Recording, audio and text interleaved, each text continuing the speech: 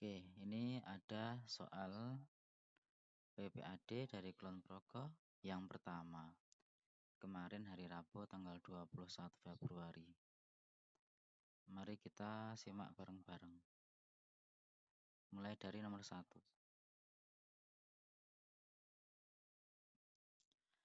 Kalau ada soal seperti ini, ada mengukur massa dan mengukur volume, pasti ini mengukur apa? Massa jenis ya. Massa dibagi volumenya.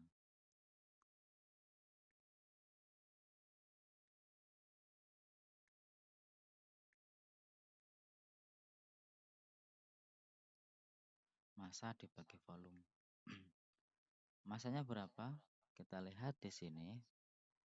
Hasil pengukuran neraca ini ada 90, 200 dan 7,5 ya. Jadi 297,5. Satuannya gram. Nah, kemudian volumenya ini batunya memiliki volume yang setelah batu dimasukkan ini ada angka 40. Sebelumnya ada angka di sini 20 berapa? 22 ya. 22. Karena kalau kita lihat di sini angka 20 sampai 30 itu kan ada 5 skala. Jadi satu skala nilainya 2. Makanya 22.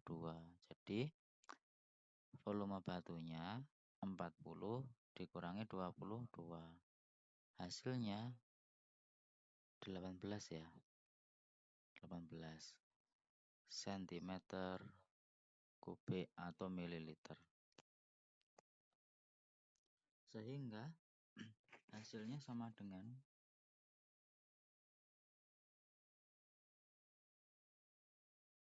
yang nomor 1 ini ya. 297,5 gram, volumenya 18 cm kubik. Ini akan sama dengan yang pilihan nomor 3 yang ini. Gram diubah ke kilogram dibagi 1000 jadi 0,2975. Karena nggak ada yang lain ya sudah yang nomor 3 benar ya. Kalau mau dicari cm kubik ke liter maka dibagi 1000. Kan dari cm kubik ke desimeter kubik.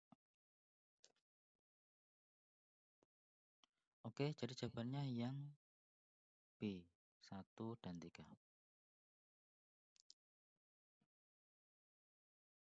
Yang bertanya boleh angkat tangan. Kita lanjut nomor 2. Perhatikan di sini ada bacaan.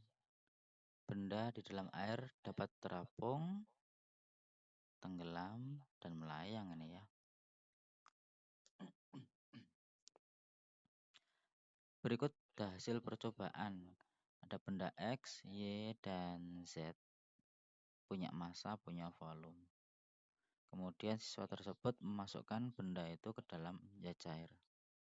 Dari hasil percobaan disimpulkan kesimpulan yang benar adalah titik-titik. Diketahui massa jenis air itu 1000 kg per meter kubik. Atau kalau dalam gram per cm kubik, maka massa jenis air itu 1 gram per cm kubik. Jika benda itu dimasukkan ke dalam air yang massa jenisnya 1, maka kalau kurang dari 1 ya maka akibatnya akan terapung. Kalau lebih dari 1, ini gini ya, lebih dari 1 maka tenggelam. Nah, jadi kita tinggal bandingkan saja massa dengan volume di sini. Maka kalau lebih dari 1 tenggelam, kalau kurang dari 1 terapung. 540 dibagi 200. Lebih dari 1 ya. Oke. 160 dibagi 200 kurang dari 1.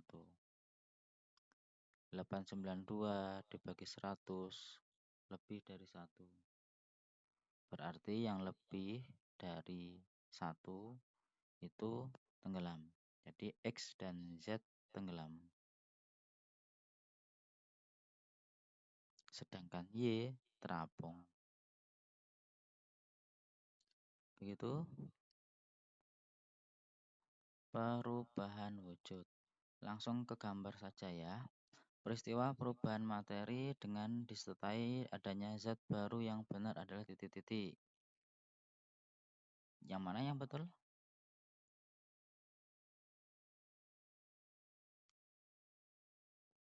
Nomor 1, pembakaran. Oke, betul. Nomor 4 itu juga pembakaran ya. Jadi 1 dan 4. B. Kalau nomor 2, pelarutan, tidak terbentuk zat baru. Hanya melarut saja. Kalau nomor 3, ini mencair, tidak terbentuk zat baru juga. Jadi 1 dan 4. Oke, mudah. Lanjut nomor berikutnya. Soal nomor 4. Ini ada gambar panci kosong. Di bagian sini itu banyak kerak hitam gitu ya. Noda hitam. Nah, cara membersihkan panci yang kosong itu bisa dengan macam-macam ini. Yang pertama, menggunakan air panas dan cuka putih. Karena di dalam cuka putih ada kandungan asam asetat. Fungsinya membersihkan kerak pada panci dan wajan. Kemudian yang kedua, ini memakai baking soda. Ya, sama seperti pada membersihkan setrika yang gosong. Kemudian yang ketiga, kita bisa memakai jeruk nipis karena sifatnya asam. Yang tadi cuka itu asam. Baking soda itu basa. Jeruk nipis juga asam. Nah, perhatikan kemampuan membersihkan ini karena asam itu sifatnya korosif. Ya, kemudian kalau baking soda itu basa, itu sifatnya kaustik.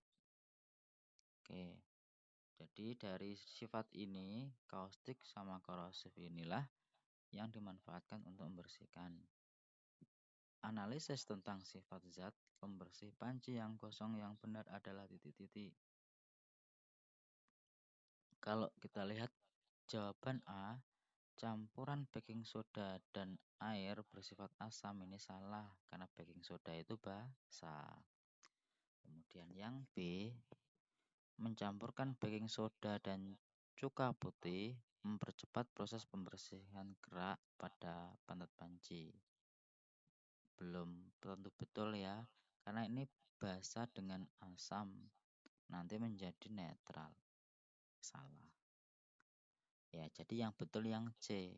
Asam asetat bersifat korosif, sehingga mampu merontokkan dan membersihkan kerak pada panci dengan tepat. Jadi nggak bisa asal campur, basa saja atau asam saja. Jadi kalau yang D ini ada kombinasi. Sabun itu basa, jeruk nipis asam. Kalau dikombinasikan asam sama basa. Oke. Jadi yang paling tepat adalah C ya. Perhatikan soal nomor 5, ada petasan ya. Di sini disebutkan bahwa ada beberapa bahan untuk membuat petasan. Yang pertama ada bubuk mesiu. Kemudian ini terdiri dari kalium nitrat. Kemudian ada arang atau karbon atau gula di salah satu. Kemudian ada belerang. Ini bahan untuk terbuat dari gitu ya. Kemudian bagian bawah Setelah dibaca, maka hasil analisis yang benar terkait bahan pembuat petasan adalah yang A, karbon dan belerang merupakan unsur. Jawabannya yang A. Kalau yang B, gas nitrogen dan oksigen merupakan unsur. Pernyataan ini benar, tapi tidak sesuai dengan konteksnya di bacaan, karena yang diminta adalah bahan pembuatnya. Ya. Kemudian kalau C, karbon dioksida dan belerang adalah senyawa. Salah ya. Karbon dioksida bukan pembuatnya tadi. Ini hasilnya tadi ya. Kalau belerang bukan senyawa tetapi unsur. Kalau D, kalium nitrat dan karbon merupakan senyawa. Yang karbon itu adalah unsur, yang senyawa yang kalium nitrat. Bedanya apa? Kalau kita lihat kalium nitrat itu KNO3, ini terdiri dari gabungan antara unsur K, unsur N, dan unsur O. Ada kalium, ada nitrogen, ada oksigen. Unsur-unsur itu membentuk senyawa. Kalau karbon itu hanya satu saja, satu macam, yaitu C, karbon. Oke, lanjut ya.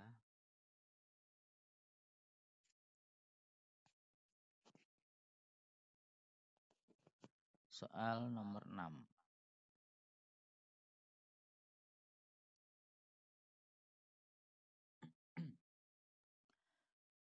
Bagaimana cara bimetal pada alarm kebakaran? Perhatikan gambar ini. Di sini ada penerapan pemuaian pada bimetal.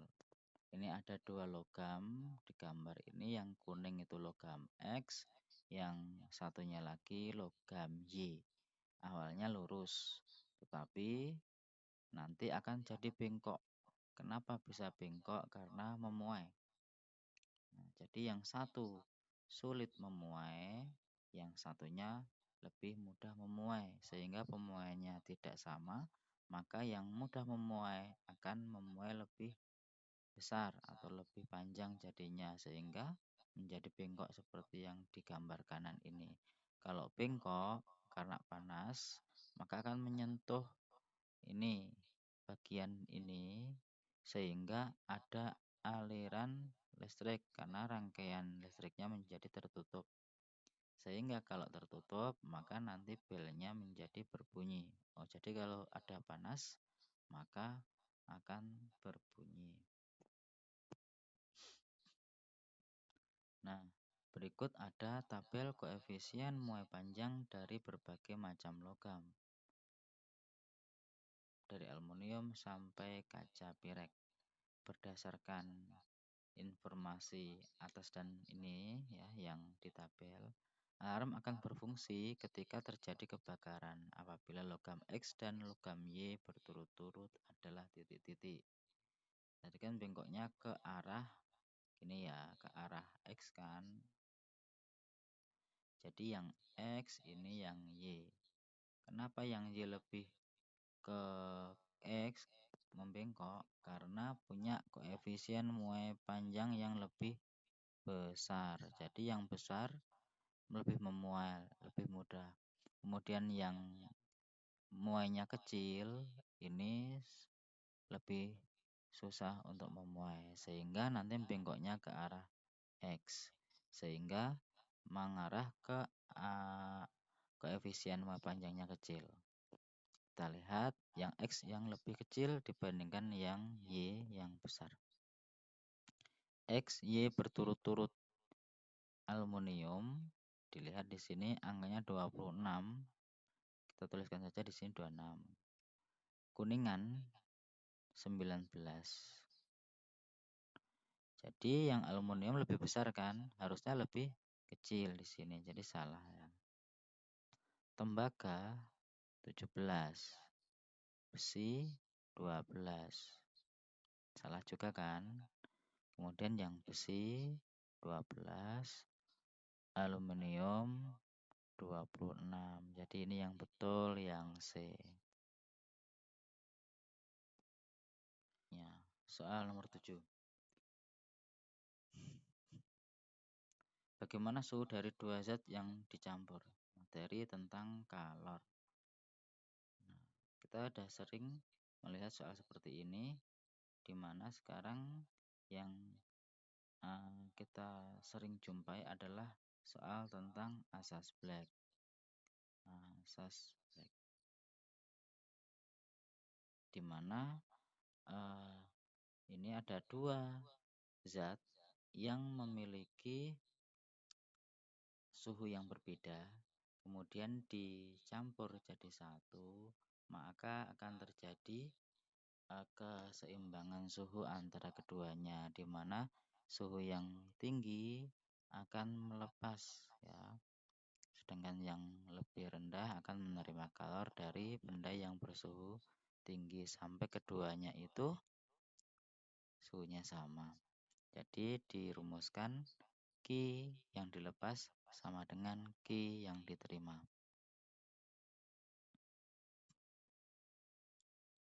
Perhatikan di sini ada dua zat. Zat A suhunya 40 derajat Celcius, zat B suhunya 100 derajat Celcius. Kemudian keduanya bercampur jadi satu, zat A dan zat B, dan suhunya adalah suhu campuran antara keduanya.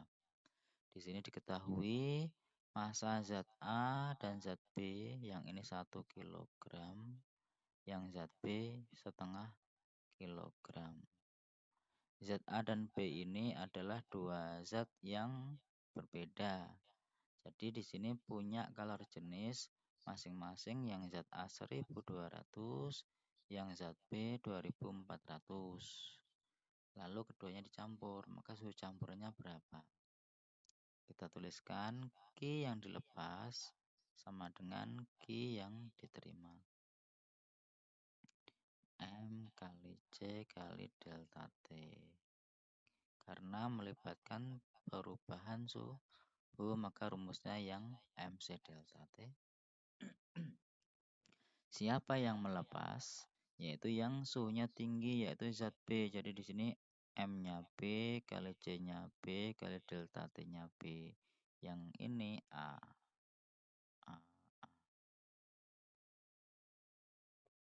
Massa B 0,5. Kalor jenisnya B 2400.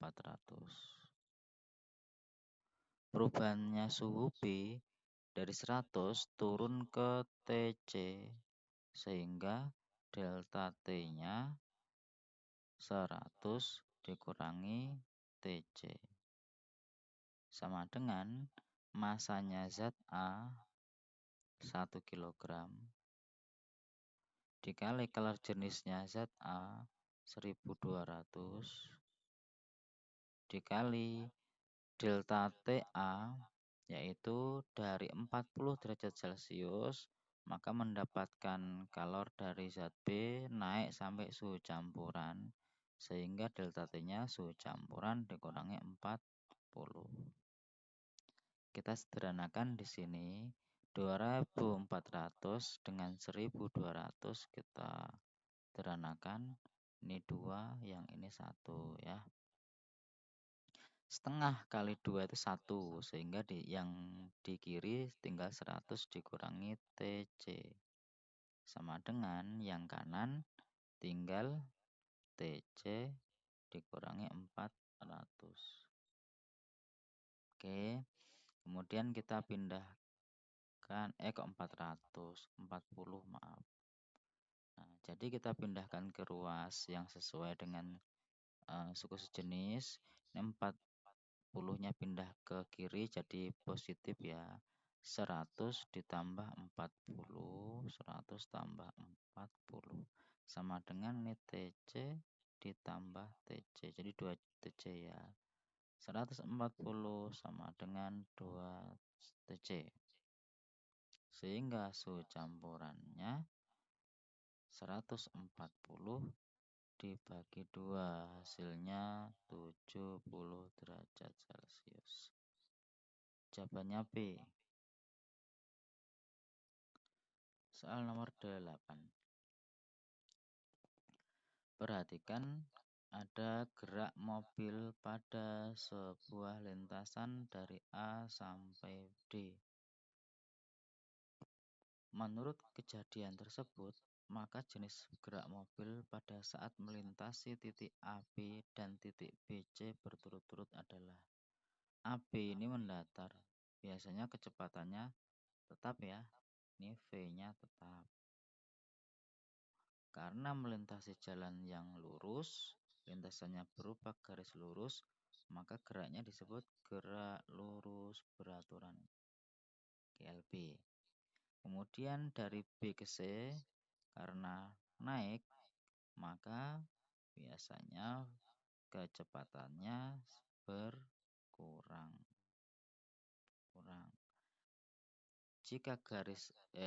Jika lintasannya berupa garis lurus, maka dan kecepatannya itu berkurang secara tetap, maka geraknya disebut GLBB, diperlambat.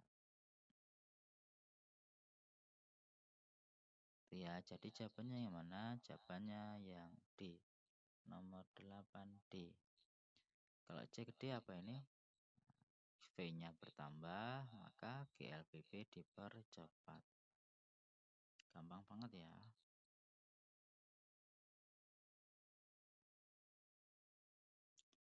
Mari lanjut nomor 9.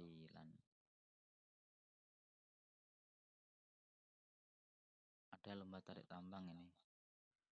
Sebelah kiri ada Ani dan Adi, 200 Newton dan 250 Newton. Kemudian di sisi kanan ada Nisa dan Nano. Nisa 150 Newton, Nano 350 Newton. Ada 2 kelompok A dan B. Kira-kira menang yang mana ini? Kalau seperti ini kita bisa jumlahkan gaya yang searah. Yang sisi kiri ini 450 ya. Kelompok A punya gaya 450 Newton. Kemudian yang B punya gaya penjumlahannya 150 tambah 350, 500 Newton. Nah, jadi menang yang kelompok B ke sana ya. Berdasarkan peristiwa tarik tambang, pernyataan yang benar adalah kelompok A pasti menang. Kalau tidak ada penambahan gaya ya kalah ini ya. Karena lebih kecil. Jadi ini salah. Yang B, kelompok A pasti kalah. Yang kelompok ini pasti kalah. Tapi ada alasannya di sini karena memiliki selisih gaya 100 Newton lebih kecil. Salahnya di sini. Hanya 50 Newton selisihnya. Kemudian kelompok A bisa menang melawan kelompok B jika Ani dan Adi masing-masing menambahkan gaya 30 dan 40. Berarti ini menambah gaya 70 Newton. Jadi kalau ditambahkan 70, maka hasilnya menjadi 520. Jadi menang ini jadinya ya. Kita lihat yang di kelompok A dan kelompok B akan seimbang jika Nisa dan Nano masing-masing mengurangi gaya 30 dan 40, berarti dikurangi 70.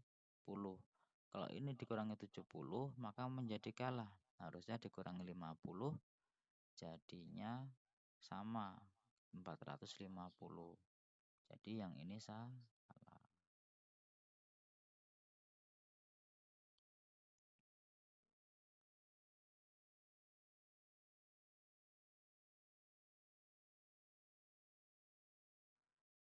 Soal nomor 10. Ada perosotan air tertinggi di dunia. Nah, biasanya kalau nggak perosotan kayak gini ya roller coaster gitu ya.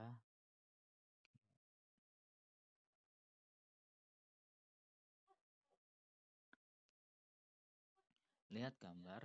Di sini ada posisi di A yang tingginya 51 meter. Ada posisi B tingginya di sini 25 meter. Kemudian posisi C di sini tingginya 20 meter. Nah, sekarang berdasarkan gambar, jika ada anak bermasa 60 kg meluncur dari titik A melalui titik B dan C, jadi sampai ke C gitu ya, dan seterusnya.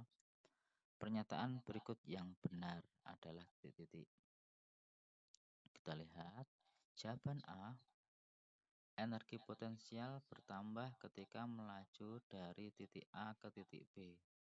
Dari titik A ke titik B ini semakin turun, berarti kan ketinggiannya semakin kecil. Nah, makanya energi potensialnya justru berkurang ya. Karena di sini EP itu rumusnya M kali G kali H. Semakin kecil H atau ketinggiannya semakin kecil, maka EP-nya juga semakin kecil. Jadi yang A salah. Bukan bertambah, tapi berkurang.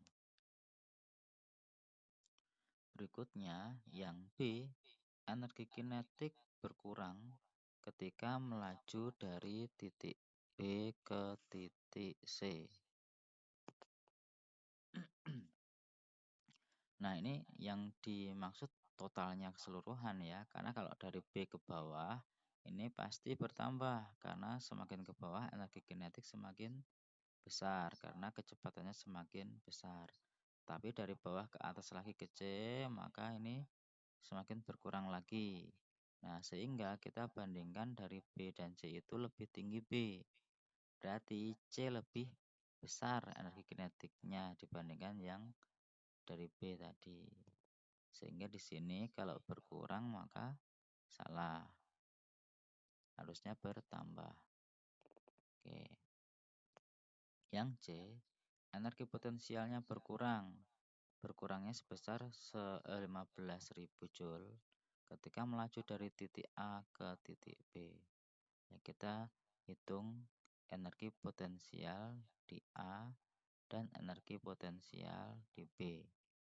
Rumusnya M kali G kali H. Masanya 60 dikali G-nya 10 dikali ketinggiannya di A itu 51. Hitung nih berapa? 30.600 ya. Joule. Oke. Kemudian yang di B, massa kali gravitasi kali ketinggiannya di B itu 25. Hasilnya 15.000 Joule. Kalau kita kurangkan ini hasilnya 5.600 Joule. Jadi ada pengurangan energi potensial sebesar 5.600, bukan 15.000. Yang betul 5.600. Sehingga jawaban yang betul adalah D. Tapi kita lihat, kita cek ya. Energi kinetik bertambah 3.000 Joule ketika melaju dari titik B ke titik C. Nah, kita bisa memakai perhitungan energi potensial di B dan di C ya. EP di B sudah kita hitung ini tadi, hasilnya 15.000 Joule. Sekarang kita hitung energi potensial di C, massa kali gravitasi kali ketinggiannya. Hasilnya sama dengan 12.000 ya, Joule. Nah, energi potensialnya dari 5.000 ke 15.000 ke 12.000 itu kan berkurang.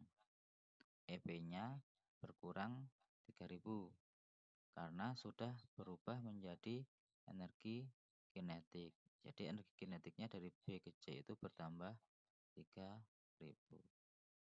Jadi jawabannya yang D.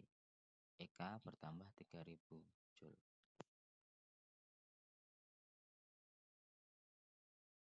Ada yang mau bertanya? Berikutnya soal nomor 11. Mengapa matahari seperti berpindah? Karena ada gerak semu tahunan matahari, di mana setiap tahunnya itu posisinya bisa di utara, kemudian di bulan apa itu ada di atas khatulistiwa gitu ya, ada di selatan. Nah, ini adalah gerak semu tahunan matahari. Ketika tanggal 21 Maret ada di atas khatulistiwa. Ketika 21 Juni ada di GBU, di atas GBU. Kemudian 23 September ada di khatulistiwa lagi. Kalau 22 Desember ada di selatan ya. Dan seterusnya.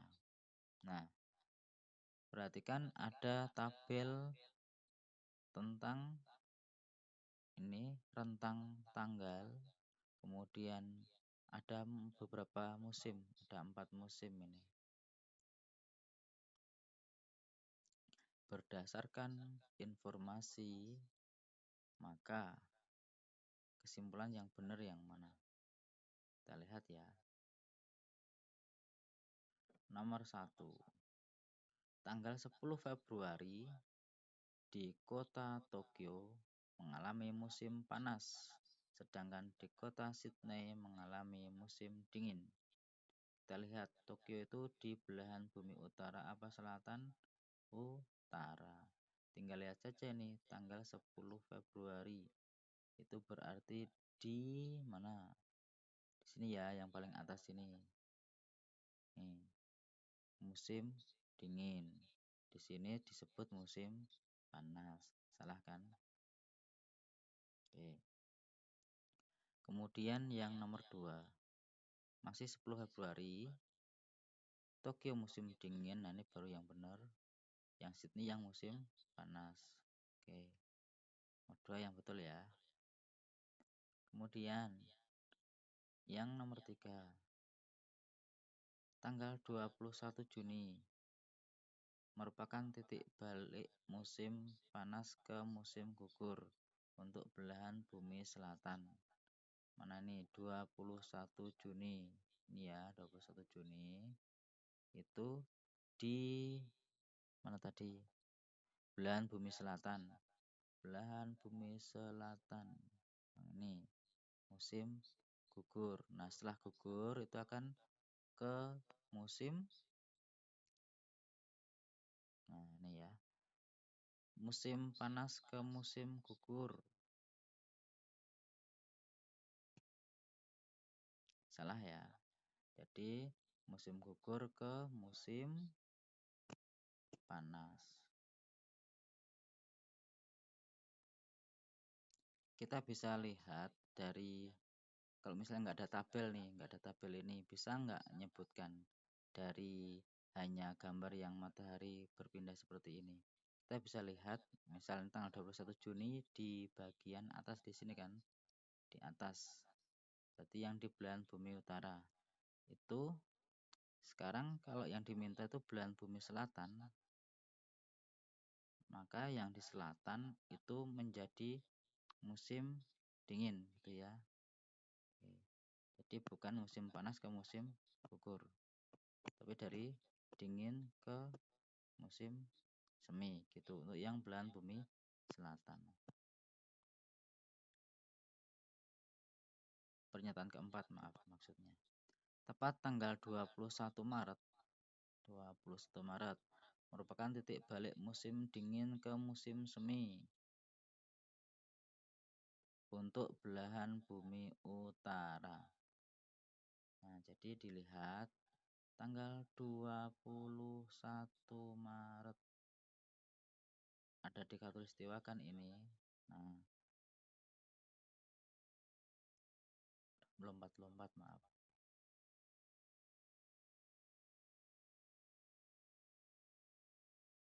Belahan bumi utara merupakan titik balik musim dingin ke musim semi. Benar apa salah? Benar ya? Oke.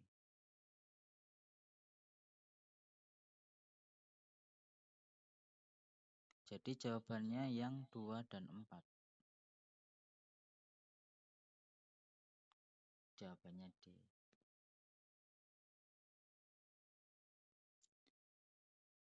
Ada yang mau ditanyakan? Lanjut nomor 12. Usaha. W rumusnya sama dengan gaya dikali perpindahan.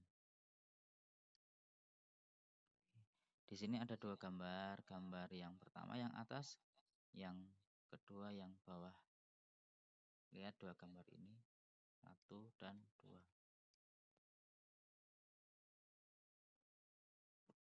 A dan B. A sama B ya. Yang pertama, usaha untuk memindahkan balok A lebih besar dibandingkan memindahkan balok B karena jarak perpindahannya lebih jauh. Belum tentu.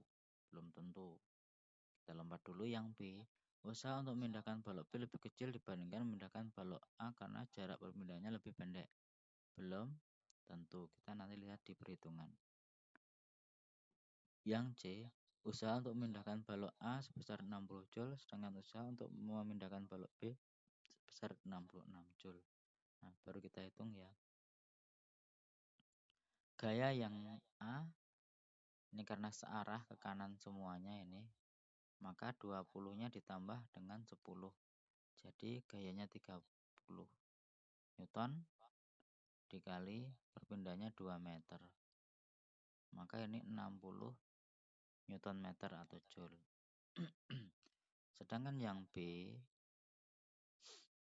sama, ini ke kanan semua kedua gaya. 20 tambah 24 itu 44 Newton dikali perpindahannya 1,5 meter, sehingga diperoleh 66 Joule. Jadi yang A itu 60, yang B yang 66. Jadi yang C sudah diperoleh jawaban dari nilai menentukan itu. Kalau kembali ke yang opsi A tadi, yang A lebih besar. Karena tadi belum tentu, kalau dihitung ternyata yang A lebih kecil. Yang B lebih kecil, ternyata yang B lebih besar. Itu ya. Yang D kebalik. Salah.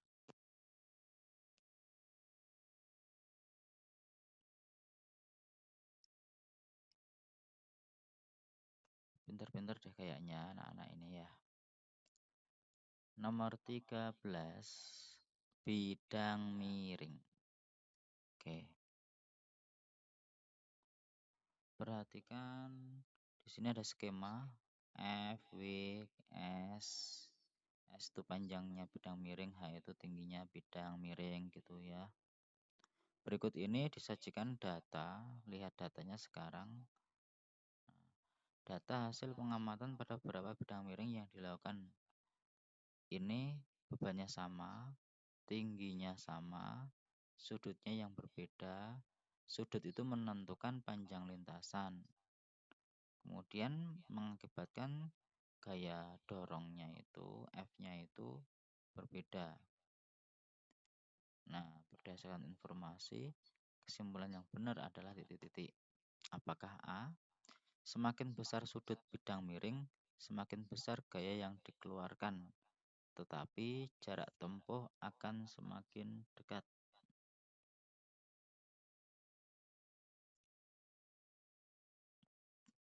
Kita lihat sudut kemiringan semakin besar, berarti ke sana ya.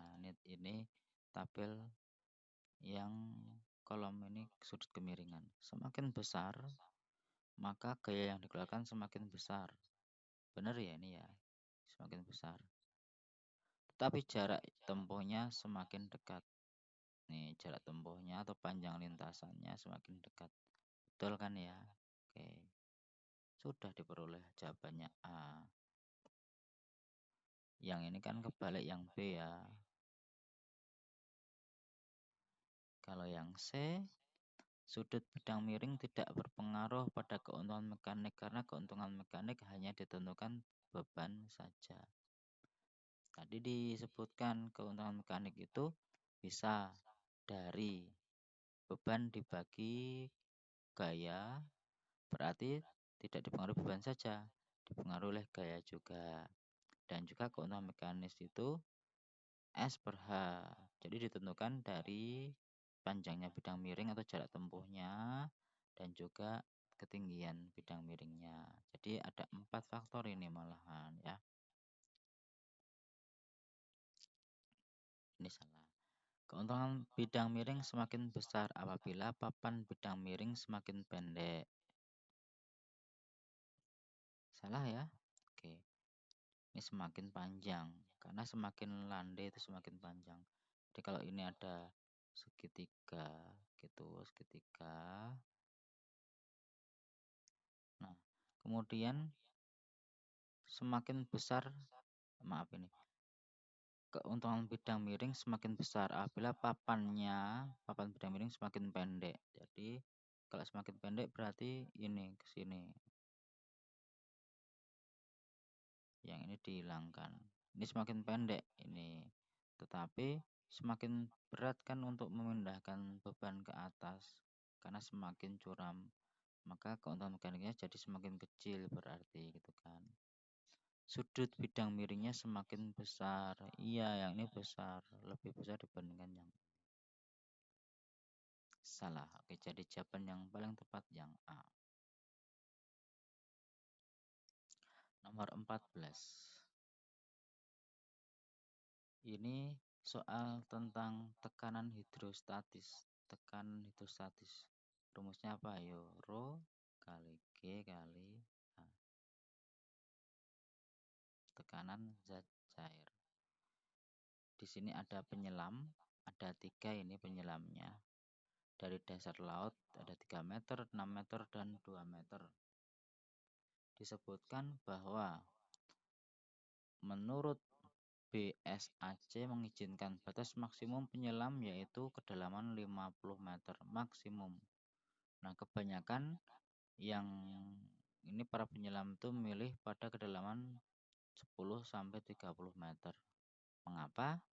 Karena lebih besar yang pada kedalaman yang lebih besar membutuhkan perencanaan yang lebih hati-hati dan tambahan tindakan pencegahan.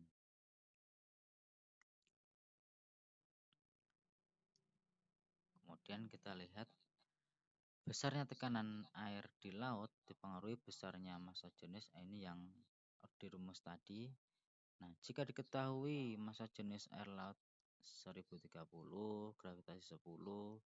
Nah, ketika penyelam itu menyelam di laut dalam kedalaman 20 meter ya. Kedalamannya 20 meter, tapi di sini jarak kedalaman laut ini bukan kedalaman penyelam. Yang paling dalam berarti yang ini. Yang ketiga ini 20 dikurangi 2, jadi ini 18 meter gitu ya. Yang ini 17 meter, yang ini 14 meter gitu. Berdasarkan bacaan pernyataan berikut yang benar adalah, kita lihat yang A. Penyelam 1 dan 3 merasakan tekanan air laut sama besar.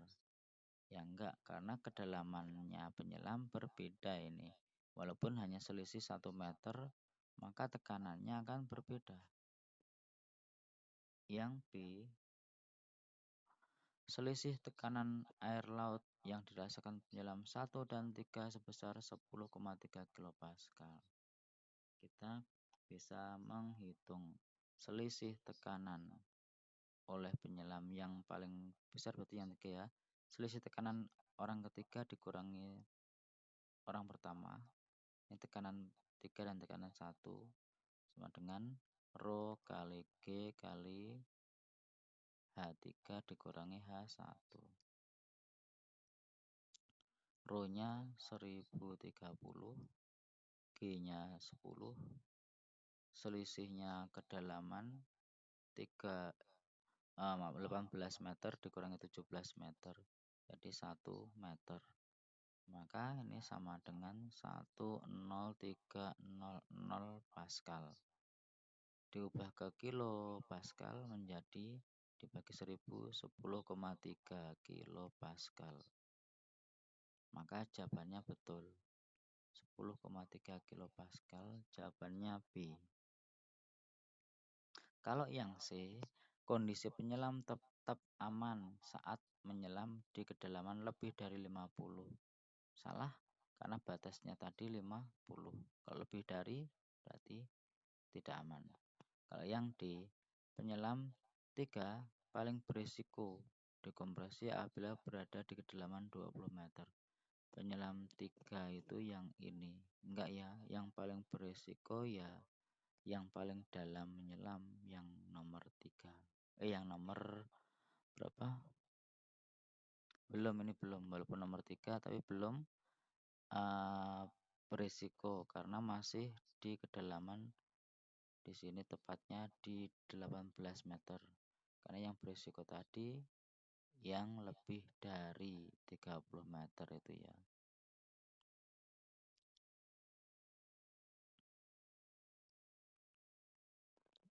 Oke, nomor berapa tadi nih? 15. Ada gambar gelombang seperti ini, butuh waktu T 0,2 sekon, kemudian ditanyakan panjang gelombangnya, lambdanya sama dengan panjang gelombang itu, berarti kalau dari A sampai di sini, maka ini 4 tambah 4, 8. 8 meter itu panjang gelombangnya. 8 meter. Kalau panjang keseluruhan 16 meter berarti ya. Sehingga kita bisa ngitung cepat lambatnya. V pakai rumus S per T boleh. S-nya 16 meter, T-nya 0,2 sekon. Jadi sama dengan 80 meter per sekon. Jawabannya yang B, 8 meter dan 80 meter per sekon. Ada yang mau bertanya? Silakan. Soal nomor 16. Ini ada kelelawar memanfaatkan gelombang ultrasonik. Ini adalah namanya ekolokasi, kemampuan untuk menentukan lokasi. Diketahui ada kecepatan gelombang bunyi V 340 meter per sekon. Kemudian di sini ada target atau benda gitu ya. Di sini ada kupu-kupu misalnya. Ini waktu yang dibutuhkan gelombang itu merambat sampai memantul kembali diterima oleh kelelawar itu waktunya 0,04 sekon. Nah, berdasarkan ini, maka pernyataan yang benar yang mana? Kita lihat yang jawaban A. Jika waktu pantul itu 0,04 sekon tadi, maka jarak mangsa yang ia buru sejauh 6,8 meter. Benar apa salah? Karena ini adalah pemantulan, maka jarak itu V dikali T dibagi 2 karena pemantulan. Kita hitung. V-nya 340 meter per sekon dikali T waktunya 0,04 sekon. Kita coret S-nya dibagi 2 sama dengan berapa ini? Yang atas itu kalau dikalikan 13,6 ya. Dibagi 2. Kalau yang B ini jelas salah ini 13,6 kan belum dibagi 2. Kalau dibagi 2 hasilnya yang A 6,8 meter. Jawabannya yang tepat adalah A. Jawaban C salah karena gelombang ultrasonik itu lebih dari 20 kHz, bukan kurang. Kemudian jawaban D salah karena ultrasonik itu bukan di bawah tapi di atas 20.000 Hz.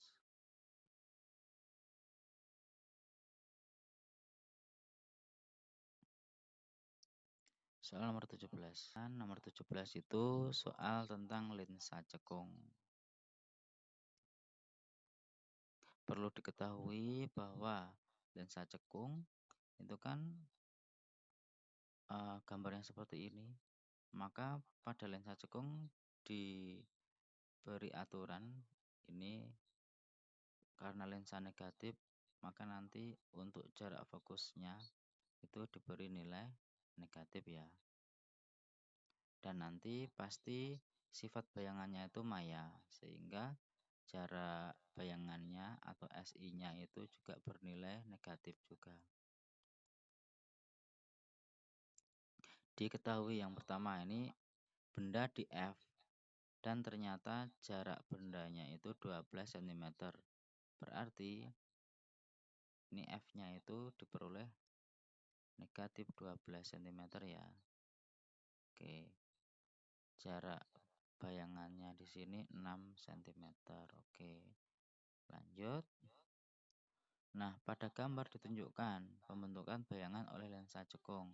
Jika bayangan yang terbentuk memiliki perbesaran M itu 1/4 kali semula, tindakan berikut yang benar adalah lihat gambar.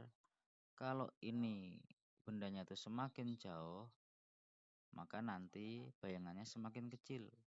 Boleh ini dilukis ulang gitu ya, ke sana digeret.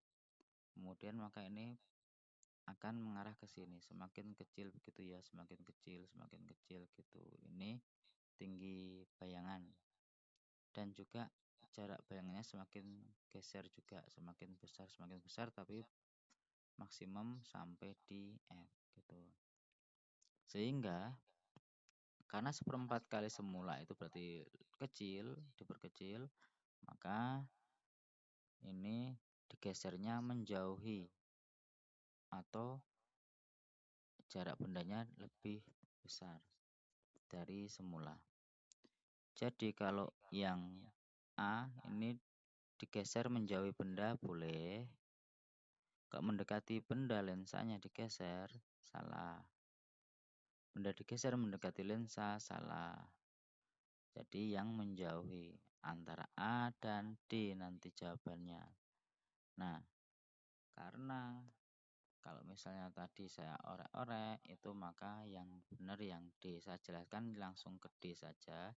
Nanti caranya untuk menganalisis A sama dengan menganalisis D ya. Kita yang pertama menghitung diketahui dulu jarak bendanya sama dengan berapa? Karena digeser 24 cm. Ini yang D yang saya koreksi ya, yang D. Awalnya tadi 12 cm, dilihat gambar dulu. Ini 12 cm. Kalau digeser 24 cm, maka jarak bendanya atau SO atau S gitu. Ini 12 tambah 24, 36 cm ya. Kemudian F-nya negatif 12 cm. Harus ditulis negatif 12. Dari sini diperoleh atau kita hitung E/SI sama dengan 1/F dikurangi 1/SO. 1/negatif 12 dikurangi 1/36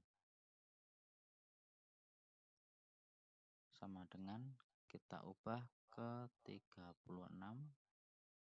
Ini negatif 3 dikurangi 1 negatif 4/36 sehingga SI-nya min 36/4 atau sama dengan negatif 9 cm.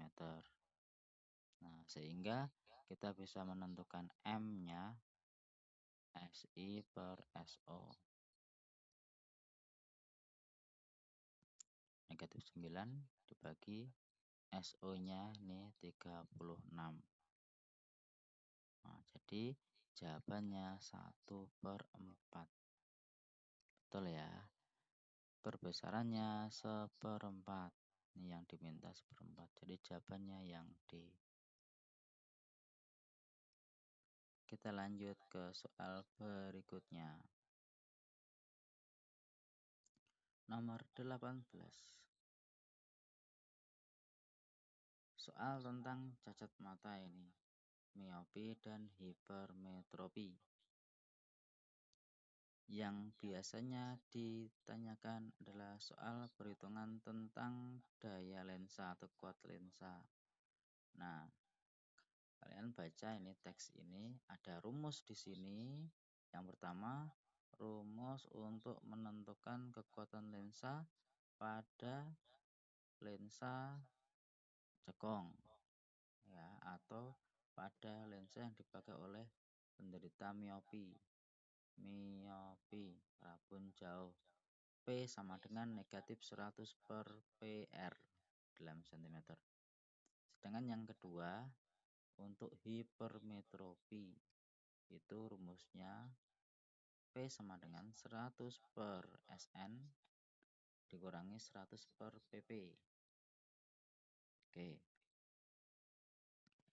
Ada Pak Anton mengalami gangguan penglihatan ketika membaca dan melihat benda yang jauh. Saat ini Pak Anton menggunakan kacamata rangkap. Berarti miopi dan hipermetropi dia ya. Nah, awalnya di sini lensanya cembung itu plus 2 dioptri, plus 2, plus 2. Kemudian yang cekung min 1.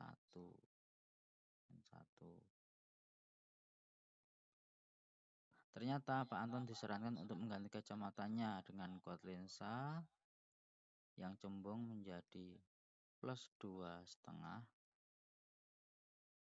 dan yang cekung menjadi min 2. Nah, perubahan jarak titik dekat mata dan titik jauh mata Pak Anton berturut-turut adalah titik-titik. Nah, kita bisa hitung yang atas yang plus, berarti pakai rumus P sama dengan 4 min 100 per PP ya. 4 dari mana? 100 dibagi 25 tadi. 25 itu yang SN nya, jadi 4 kan. Yang plus 2 ini P nya itu 2, berarti kalau kita tuliskan kayak gini, maka nilai 100 per PP itu adalah 4 dikurangi 2 atau 2, sehingga PP nya 50. PP nya 50 cm.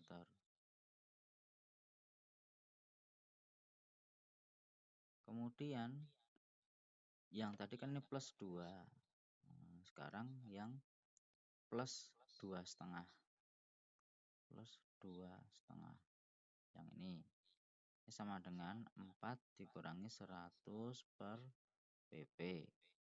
Sehingga 100 dibagi PP hasilnya 4 dikurangi 2,5, 1,5.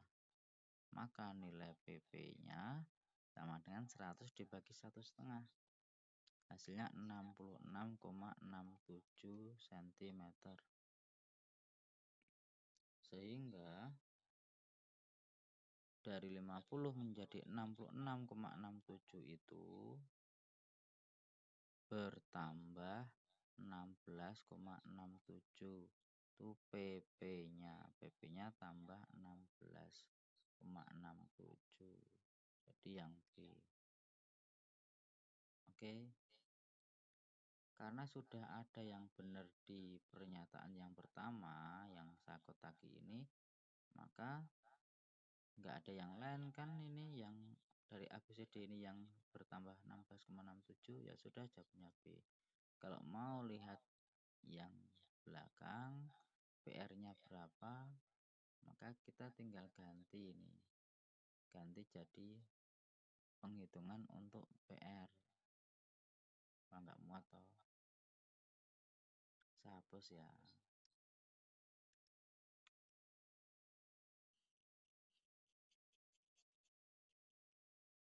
Saya hapus.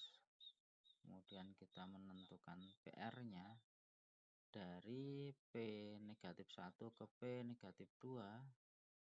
Maka yang pertama kita masukkan rumusnya dulu. P sama dengan, ini sekarang yang hiper ya. Maaf, yang miopi. Miopi yang negatif. Negatif 100 per PR rumusnya ini. Awalnya negatif 1. Berarti negatif 1 sama dengan negatif 100 per PR. Dengan demikian PR-nya 100 cm. Ini yang negatif 1. Sekarang yang negatif 2. Negatif 2 sama dengan negatif 100 per PR. Jadi PR-nya 50. Dari 100 menjadi 50. Ini berkurang 50 cm. Jadi PR-nya berkurang 50 cm. Barangkali sampai di sini dulu untuk pelajaran hari ini sampai nomor 18.